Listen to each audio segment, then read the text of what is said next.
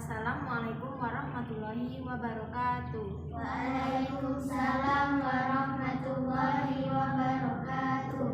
Baiklah, Mbak di sini akan menjelaskan mengenai materi fikih yang berjudul puasa. Coba nyanyi lagunya. 1, 2, 3. Rukun Islam yang 5, syahadat, sholat, puasa, zakat bagi si papa, haji bagi yang puasa. Siapa tidak sholat dor, celaka di akhirat. Siapa tak bayar zakat, oleh Allah dilaknat. Nah, kita sebagai orang Islam itu wajib berpuasa. Nah, pengertian puasa yaitu dalam bahasa Arab yang artinya as-shawm, yaitu menahan. Adapun secara istilah, puasa adalah menahan diri pada siang hari dari hal-hal yang membatalkan puasa dengan niat ibadah sejak terbit fajar hingga terbenamnya matahari. Rukun puasa ada berapa? 2. Yang pertama, niat. Yang kedua, menahan atau imsak.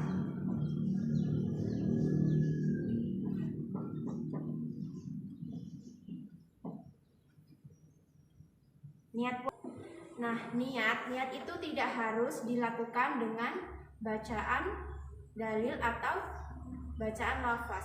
Nah, niat ini bisa kita lakukan dengan lisan. Misalnya, saya niat berpuasa. Nah, puasa Ramadan atau puasa Senin Kamis atau puasa sunnah. Nah, itu bisa dengan lisan atau bacaan. Barang siapa sahur di malam hari dengan maksud melaksanakan puasa, maka itu sudah termasuk ke dalam niat. Niat cukup dihadirkan di dalam hati di waktu malam bahwa kita akan berpuasa. Nah, yang kedua yaitu menahan atau imsak. Maksudnya di sini adalah menahan diri dari makanan, minuman, dan lain sebagainya. Nah, sejak terbit fajar hingga terbenamnya matahari. Yang kedua yaitu syarat-syarat puasa. Yang pertama apa? Beragama Islam.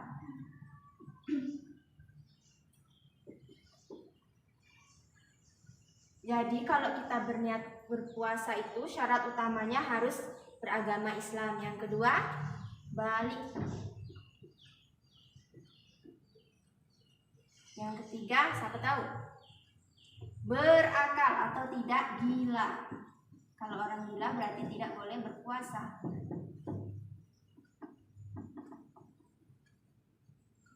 Yang keempat, sehat. Jadi kalau kita sehat kita boleh berpuasa. Kalau sakit tidak boleh, tapi wajib mengqadha. Yang kelima yaitu mampu melaksanakan puasa. Yang keenam, tidak dalam perjalanan.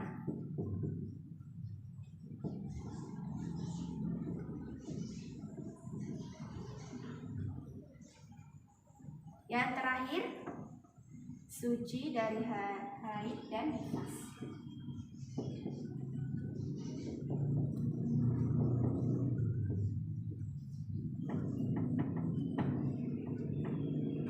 Nah, sebelum kita berpuasa, kita harus memenuhi 7 syarat ini. Yang pertama, beragama Islam. Kedua, balik. Ketiga, berakal atau tidak gila. Yang keempat, sehat. Yang kelima, mampu. Yang keenam, tidak dalam perjalanan. Yang ketujuh, suci dari haid dan nifas. Ya. Nah, selanjutnya yaitu hal-hal yang membatalkan puasa. Siapa yang tahu? Yang pertama, memasukkan sesuatu ke dalam rongga badan dengan sengaja, seperti minum, makan, merokok, dan lain sebagainya. Itu merupakan hal-hal yang membatalkan puasa. Nah, yang kedua, muntah dengan sengaja. Nah, yang ketiga, haid dan nifas. Wanita yang haid dan nifas haram mengerjakan puasa, tetapi wajib mengqadha sebanyak hari yang ditinggalkan waktu haid dan nifas. Mengqadha itu artinya mengganti puasa di hari lain, ya, setelah selesai haid dan nifas. Yang keempat yaitu jima pada siang hari atau pada waktu fajar syadik telah nampak. Jima itu artinya berhubungan. Yang kelima, gila. Gila walaupun sebentar itu dapat membatalkan puasa. Yang keenam, mabuk atau pingsan sepanjang hari. Orang yang mabuk, pingsan, sakit itu batal puasanya, ya. Yang ketujuh yaitu murtad. Ada yang tahu murtad itu apa? Keluar dari Islam. Nah, betul. Nah, selanjutnya itu meninggalkan puasa dan konsekuensinya. Ada golongan yang boleh meninggalkan puasa pada bulan Ramadan. Yang pertama, boleh meninggalkan puasa tetapi wajib mengqadha atau mengganti puasanya di lain hari sebanyak puasa yang ditinggalkan. Nah, yang pertama, orang yang sedang sakit dan sakitnya akan memberi mudarat baginya, atau jika berpuasa akan bertambah parah sakitnya. Nah, yang kedua, orang yang berpergian jauh.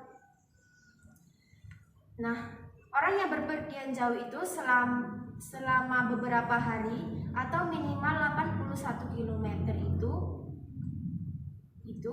tidak boleh berpuasa. Boleh meninggalkan puasa tapi wajib mengqadha.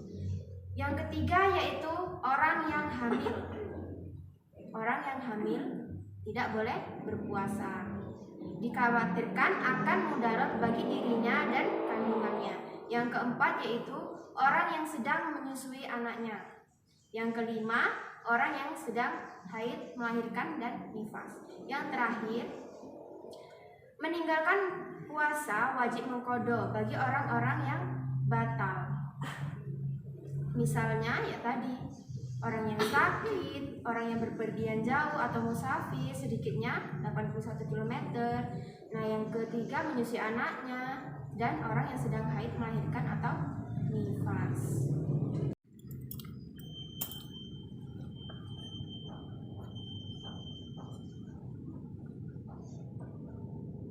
Nah, selanjutnya yaitu keutamaan puasa.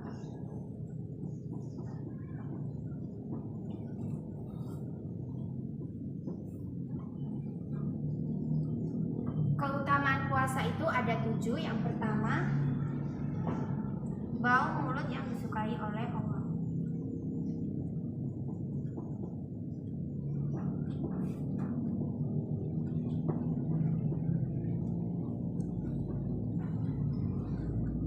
Yang kedua, doanya mustajab.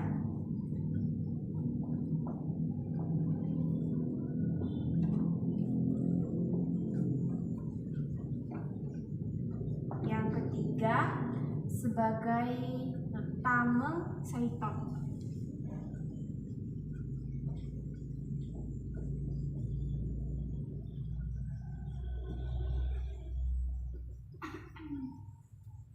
Yang keempat, sebagai apa? Yang saya tahu, mendapatkan ampunan dosa.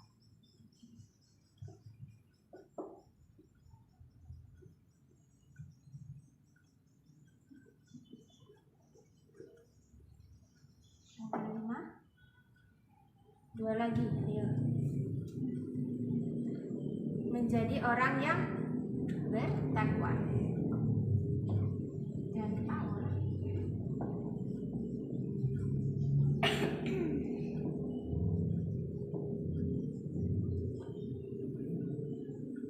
Yang keenam, mendapatkan surga ar-rayyan. Surga Ar-Rayyan. Ada yang tahu tidak surga Ar-Rayyan itu surga apa? Bukan, surga khusus untuk orang yang berpuasa. Kalau kita berpuasa Senin Kamis puasa Ramadan, kita ditempatkan di surga Ar-Royah. Yang terakhir, mendapatkan pahala khusus.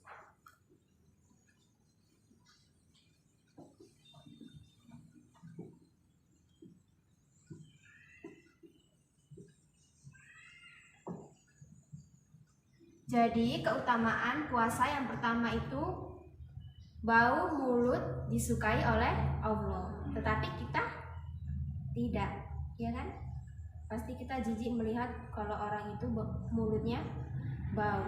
Orang yang sedang berpuasa tentu saja menahan makan dan minum. Hal ini dapat menyebabkan bau mulut. Bau mulut orang berpuasa lebih menyengat alias bau sangat bau. Nah, bau mulut orang berpuasa ini lebih disukai oleh Allah. Nah, yang kedua yaitu doanya sangat mustajab. Setiap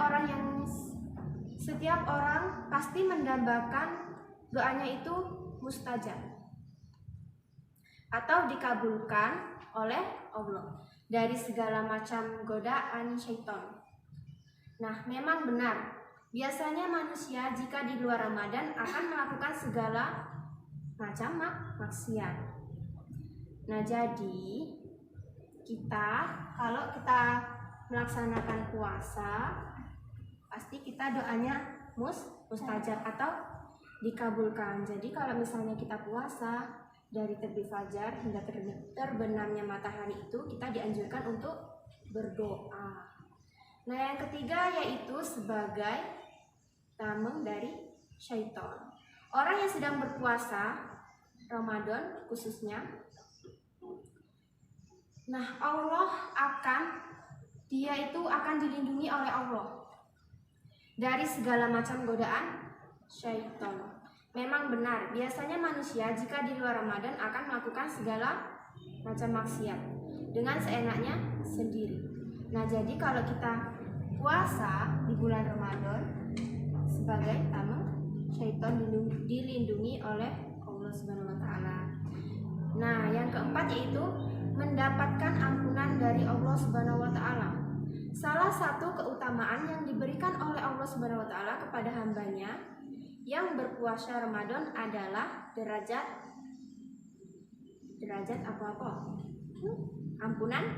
ampunan dosa.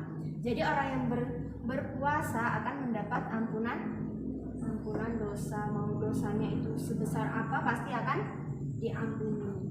Yang kelima yaitu menjadi orang yang bertakwa. Nah, bagi mereka yang berpuasa akan ditempatkan di derajat takwa. Nah, yang keenam yaitu ditempatkan di surga Ar-Rayyan. Nah, surga Ar-Rayyan ini bagi orang yang berpuasa tadi, jika ia berpuasa Ramadan, puasa sunnah seperti Senin Kamis, ia akan ditempatkan di surga Ar-Rayyan, yaitu surga khusus untuk orang yang berpuasa. Nah, yang terakhir yaitu mendapatkan pahala khusus. Maksudnya ibadah puasa ini pahalanya secara khusus Allah berikan dengan tanpa hitung-hitungan. Bisa jadi pahalanya tanpa batas, atau bisa dikatakan pahalanya banyak sekali. Nah, itulah tadi materi yang bisa Mbak sampaikan, yaitu mengenai puasa. Apabila terdapat kesalahan kata, Mbak mohon maaf, dan kepada Allah Mbak mohon ampun. Saya akhiri. Wabillahi taufiq wal hidayah. Wassalamualaikum warahmatullahi wabarakatuh. Waalaikumsalam warahmatullahi wabarakatuh.